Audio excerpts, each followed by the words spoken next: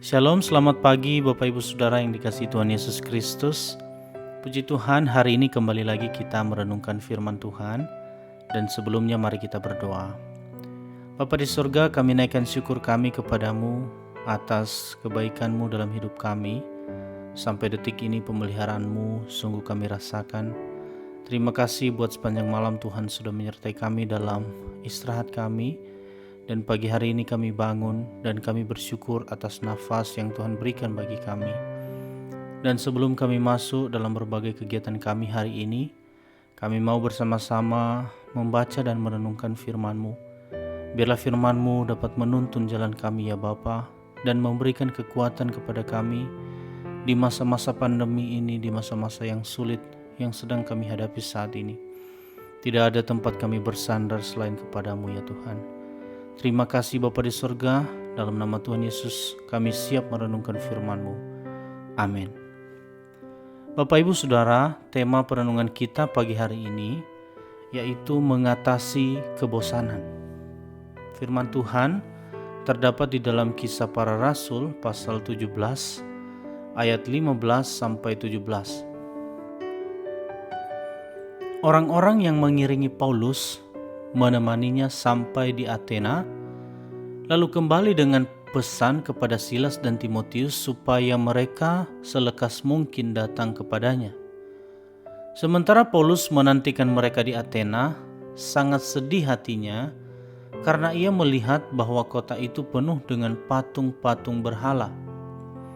Karena itu di rumah ibadat ia bertukar pikiran dengan orang-orang Yahudi dan orang-orang yang takut akan Allah, dan di pasar setiap hari dengan orang-orang yang dijumpainya saat itu. Bapak Ibu Saudara, adakah di antara kita yang tidak pernah merasa bosan?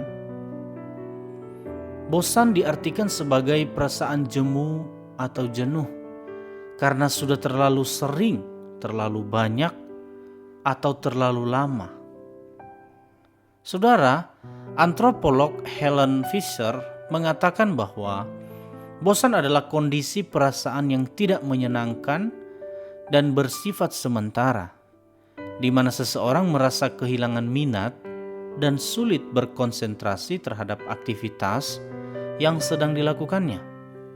Saudara, kita mendambakan sesuatu yang baru atau fresh dari rutinitas yang berulang dan keadaan yang monoton dari waktu ke waktu. Hidup ini bukanlah film laga, maka sangat mungkin bagi kita mengalami saat-saat kebosanan. Mengalami kebosanan bukanlah dosa, tetapi sikap dan keputusan yang timbul dari kebosanan sangat mungkin membahayakan iman kita.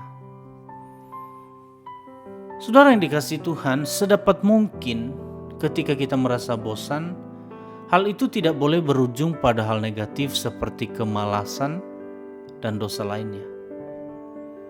Kita dapat belajar mengatasi kebosanan dari kisah salah satu rasul kita, yaitu Paulus. Di dalam Kisah Para Rasul 17 ayat 16, di dalam Alkitab English Standard Version, dikatakan bahwa ketika Paulus sedang menunggu Timotius dan Silas di Athena, semangat terpancing dalam dirinya ketika ia melihat bahwa kota itu penuh dengan berhala.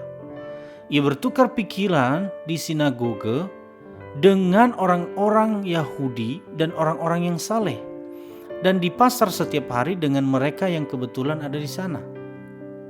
Saudara, menunggu Timotius dan Silas yang harus menempuh perjalanan 400 km lebih tidaklah sebentar. Seandainya Anda berada dalam posisi Paulus, apa yang Anda lakukan? Menunggu rentan menyebabkan kebosanan. Saudara, tetapi kita belajar dari apa yang dilakukan Paulus. Ia memilih mengisi waktunya dengan kreatif. Tentunya, hal itu didorong dari apa yang menjadi keresahan sekaligus ketertarikannya. Contoh sederhananya, coba tanyakan pada diri kita masing-masing, mengapa kita tidak pernah merasa bosan makan nasi yang rasanya selalu sama? Jawabannya adalah karena kita makan nasi dengan lauk dan sayur yang berbeda, dengan cara masak yang berbeda, atau dengan cara saji yang berbeda. Ini berbicara variasi, modifikasi, dan kreativitas tentunya. Saudara, mematikan kebosanan menjadi tantangan tersendiri. Kita hanya memerlukan usaha untuk memancing semangat kreativitas dari apa yang menjadi keresahan dan ketertarikan kita. Hal pertama yang paling penting untuk memicu gairah hidup kita adalah melakukan aktivitas rohani seperti bernyanyi, bermain musik, membaca firman Tuhan, dan renungan. Saudara, modifikasi atau tambahkan hal baru dari rutinitas kita seperti belajar hal baru, membaca, bersosialisasi, menghubungi anggota keluarga, mengedit foto, berolahraga, mengganti suasana meja kerja, memasak, berkebun, dan banyak kegiatan positif lainnya. Saudara yang dikasihi Tuhan Yesus Kristus, orang Kristen sudah seharusnya hidup penuh dengan gairah hidup. Mengatasi kebosanan dengan kreativitas yang positif harus menjadi keahlian kita.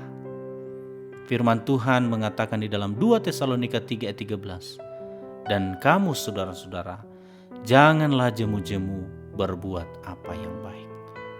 Amin. Untuk kebenaran firman Tuhan, mari kita berdoa. Terima kasih ya Tuhan atas kebenaran yang telah kami renungkan bersama-sama pagi hari ini.